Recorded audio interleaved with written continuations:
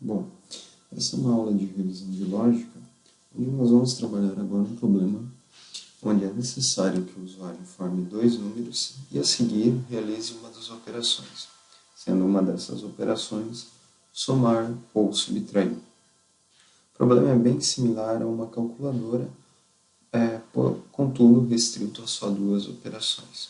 A primeira coisa que surge, a gente vai resolver um algoritmo, é identificar as variáveis.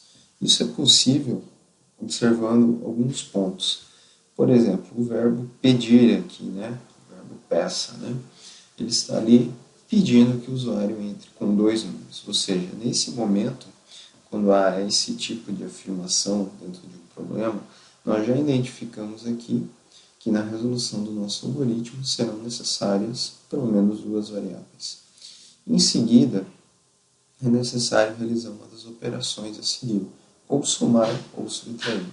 Ou seja, o usuário vai informar dois números, ele vai ter que entrar com uma das opções, no caso ele vai teclar o número 1 ou o número 2, para então o programa realizar uma operação. Vamos ver primeiramente como é que ficaria essa solução do ponto de vista de um fluxograma.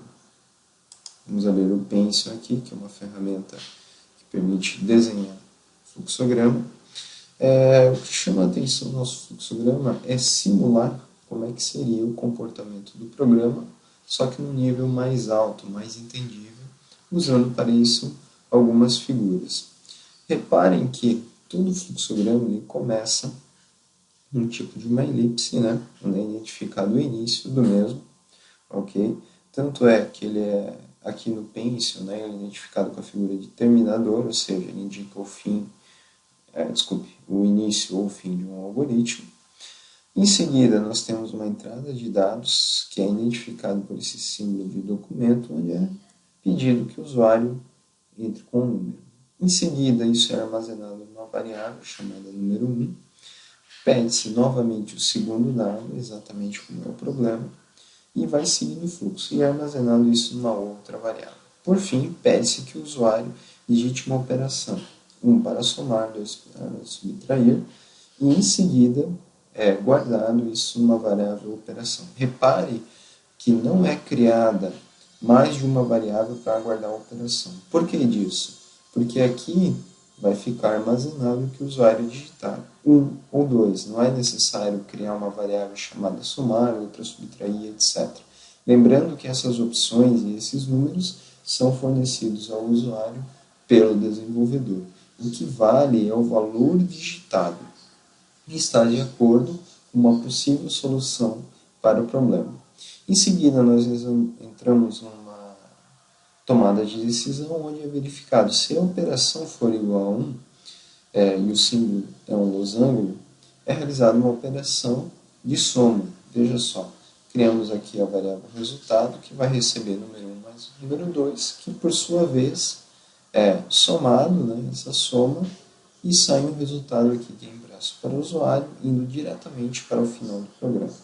Se o usuário digitou, por exemplo, o número 2, isso aqui não vai ser válido, esse caminho não é válido, o fluxo vai para uma outra direção. Ele vai verificar, é a opção 2? Não. Se for não, vai cair numa opção inválida, que também, por sua vez, encerra o fluxo. Se for a operação 2, que no caso aqui nós falamos que é uma subtração, vai ser feita o mesmo passo que foi feito aqui na soma, só que agora uma subtração armazenada no usuário, que por sua vez é impresso. Repare no símbolo de pipe aqui para fazer essa operação e o fluxo corre para o mesmo ponto finalizador. Repare que nós nunca temos mais de um início e mais de um fim. O fluxo ele sempre segue um caminho e por fim, dado o término, ele cai na operação fim. Nenhum fluxo ele fica desviando em nenhum momento, ele segue toda uma lógica, e tem toda uma simbologia para usar. Por exemplo, nós não poderíamos usar comandos de atribuição usando isso aqui, que é um símbolo de entrada ou mesmo um símbolo de saída. Existem símbolos específicos para isso devido à regra do fluxograma. Então, reparem que é um fluxograma simples e direto.